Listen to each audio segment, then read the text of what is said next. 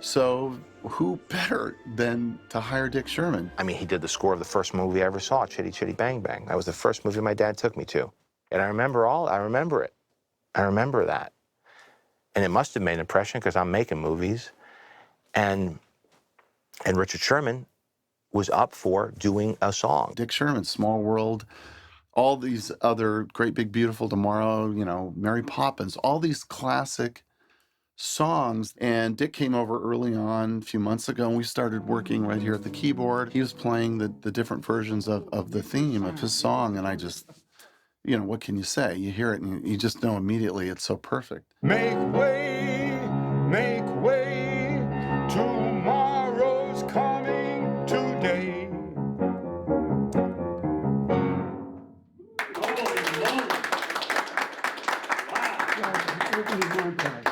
When I listen to Dick's music and his brother Bob, to me, when I hear their music, it's what the world should be.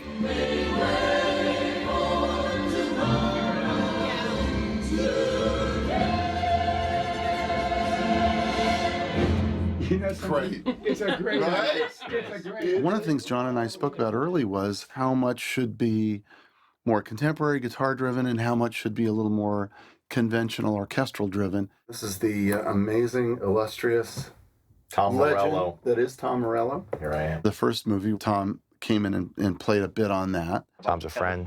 He's, if not one of the most talented guitarists around. Has a great sound that fits Iron Man. Grew up a tremendous Iron Man fan. I was a huge comic book fan, collected thousands of comic books, and among them, as a kid, Iron Man was my favorite.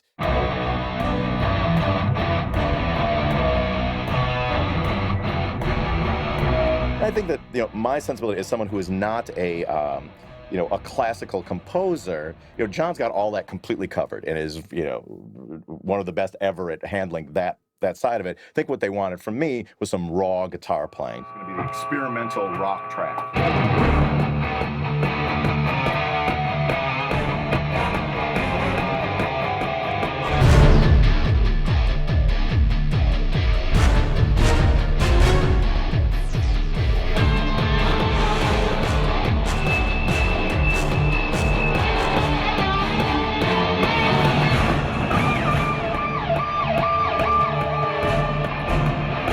There was a different approach for Iron Man 2 and working with John Debney, putting the electric guitar, meshing the electric guitar with the movie.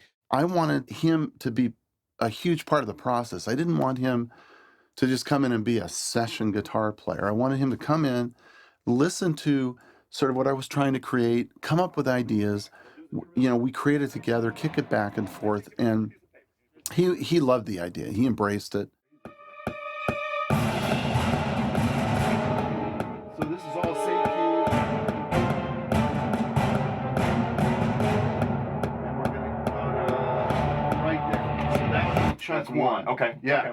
So it'll be fun. He would come up with ideas that I think were amazing, and we'd throw it up against the picture and see if it would work. Some of it was trial and error. I would just dial up a guitar sound, look at the screen, you know, factor in the key of the song and the changes, some of which time signature wise are more challenging than the music that I do in my day life. I ended up having him play in a couple of things were in 7/8 time, which is this really, it's an odd meter. There was a particularly tricky time signature that I just couldn't get.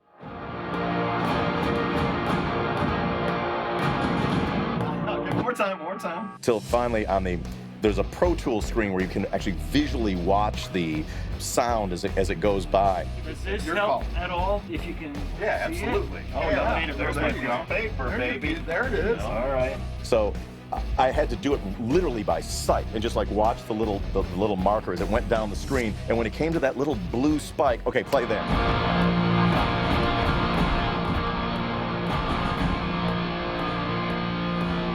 Some of them are much crazier and mathematical than I'm used to working with, but I was determined to rise to the challenge. Dude, that's an exciting. That's like Guitar Hero on. He had a lot of fun with it. He nailed it. I think he enjoyed that. We're done with the movie. I'm about to do commentary. It hasn't been reviewed. It hasn't come out yet. So I'm a little bit in a vacuum. I have no idea how it's going to be received. Last time the bar was very low, nobody knew what to expect from us. And I don't often get to say it, and I don't know if I'll get to say it next week, but for right now, as we go into the weekend, you're all just, it's very touching, and I appreciate it. Welcome. Here, thank you very much. But now people over 2 years have Iron Man's a memory, probably better in their minds than it was on the film. And so you're fighting, you know, you're competing, you're fighting against a set of expectations. Ladies and gentlemen, that is a wrap.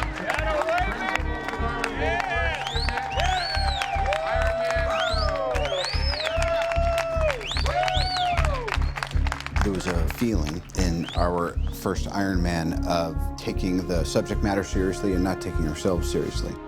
I think the tone was what made the movie win. Because of the success of Iron Man, Marvel actually had a little bit of stability. You know, everything's changed a lot. I feel like, you know, I landed at Plymouth Rock and got to pick out where the settlement went. It's very rewarding, but there's also a lot of stress. And there's always this need to top yourself. When we get into a sequel, that's where we really sort of take the gloves off and go, okay, now it worked, the audience knows us, the audience likes us, and here's what we want to present to them now. There was not a weak link here, and it's going to show on the screen, and I just want to thank you all with deep gratitude from the bottom of my heart. Thank you all very, very much. I think it should be the most emotionally impactful. It should be the coolest to watch. There's some things that I really am looking forward to. Obviously, the climax of the movie, the expo.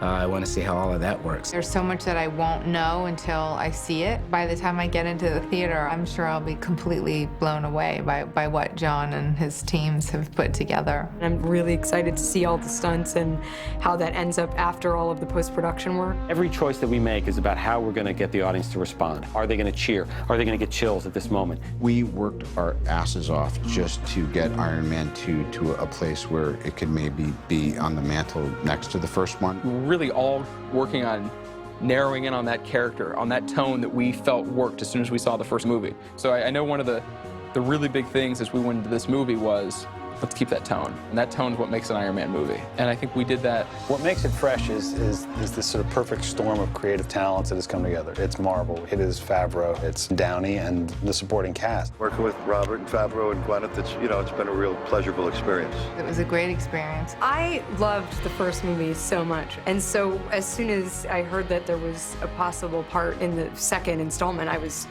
all over it. You know, I was desperate to be a part of it. People love Iron Man, and I love Iron because I'm a little bit prejudiced. We were going to really stay true to what fans enjoyed about the first one, but yet they want bigger and more. So that's always an interesting line to walk. In this film, it's bigger, better, badder. Absolutely. And yet there's so much stuff that we weren't able to fit in here, and now I realize it wasn't time. I hope this relationship gives us some place to even go further in the next one. It opens the door to the rest of the Marvel Universe that we're going to explore in our subsequent movies. We thought about what the big picture would be and what we were leading to. And when we were talking about the first one, I said, you can't do number 3. Number 3 has to be the Avengers. This is going forward in the Iron Man trilogy and possibly into Avengers. We had to hold something back. So as much as I'm happy and excited with what we were able to do this time, I cannot wait to take the leaps we will, should we be afforded another opportunity. We found a way to create, I think, a nice, fun tone and personality of the franchise that people seem to want more of. And it's been an adventure making a second one. Are we at 10 minutes yet? No? All right, thank you. I have to yell cut. All right, good night, everybody. Good night, everybody. I'm Donnie, and that's Marie. All right, buddy. Is that all? I think that's all we have to do.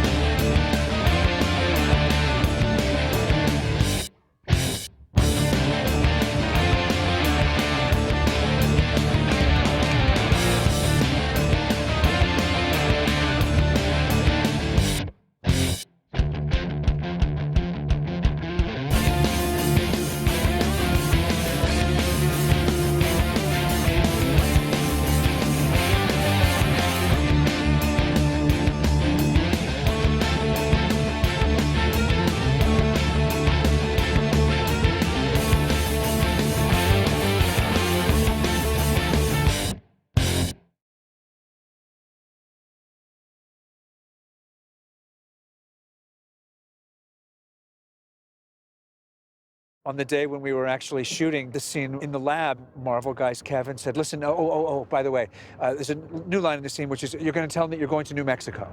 I've been reassigned. Director Fury wants me in New Mexico. Fantastic. Land of enchantment. So I'm told. Secret stuff. Something like that. So here I stand in New Mexico, where an anomaly has taken place. Sir, we found it. The scene is actually derived from the book that I wrote for Marvel Comics. I wanted to show the hammer landing on Earth. I think we prefer that. So then we got double bubble. So we get you sexy and shaded here.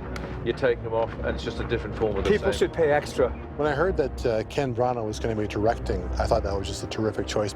Working on a picture is an unalloyed delight. It's an epic adventure, and I wanted to direct a film on that scale. You look at the artwork that the Thor artists have done over the years. You see what is in the books today in the Joe Michael Straczynski series, and that's never been put on screen before. They've taken what I created in the comic and given life to it. There's no higher compliment. It's one thing to sit in your room and type, interior crater, there's a hammer lying there, some guy's trying to pick it up, and something else entirely to walk out and see a large crew actually filming that. We're all hardcore fans. We all want to see the movies and characters we've always fallen in love with, come to life. So that's the real blessing of being involved in a Marvel project. Everybody loves it. What we're designing now, what we're building with Thor, I think is going to be some of the most spectacular stuff put on screen.